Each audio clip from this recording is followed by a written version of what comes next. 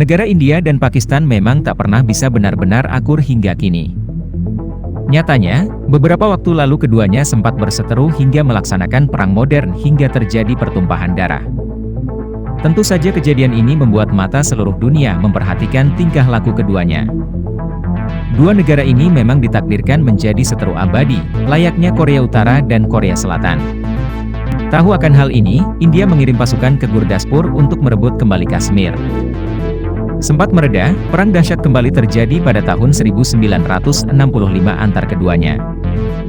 Hal ini bermula saat pasukan Pakistan berusaha memasuki teritori Kashmir India untuk memicu pemberontakan oleh Kashmir.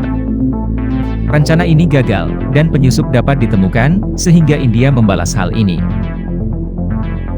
Pertumpahan darah seakan membayangi kedua negara.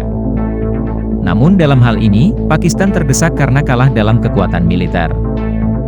Rakyat Indonesia melalui Soekarno merasa prihatin akan perang India-Pakistan.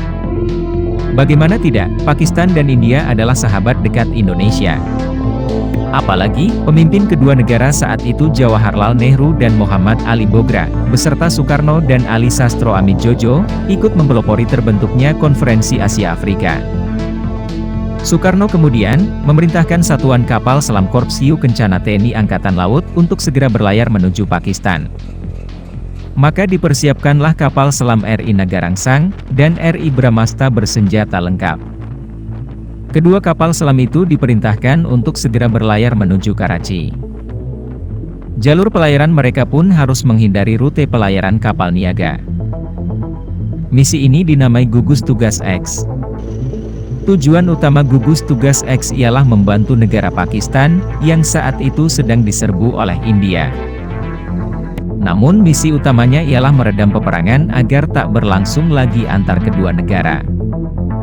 Rupanya, bukan hanya kapal selam saja yang dikirimkan oleh Indonesia, namun juga batalion marinir dan kapal perang permukaan lainnya. Semua unsur milik TNI AL itu, sesampainya di Pakistan segera melakukan latihan show of force bersama dengan AL Pakistan di lepas pantai yang berbatasan langsung dengan India. Hal ini bertujuan agar India yang dibantu Inggris, tahu bahwa ada Angkatan Laut Indonesia yang akan bertindak lebih jika perang kembali terjadi. Akibat kehadiran unsur-unsur kapal selam Indonesia dan marinir di Pakistan atas perintah Soekarno, maka India-Pakistan terlihat panik. Hal inilah yang memaksa keduanya menandatangani perjanjian damai di Tashkent, Uni Soviet pada Januari 1966. Perlu diketahui pada tahun 1965, Angkatan Perang Indonesia merupakan yang terkuat di bumi bagian selatan. Setelah adanya perjanjian damai tersebut, maka gugus tugas X ditarik kembali ke Indonesia, misi selesai.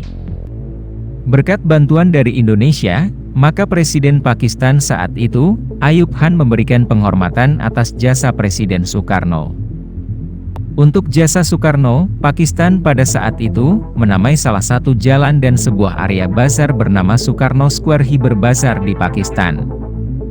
Namun patut disayangkan, pada tahun 1971, 1999,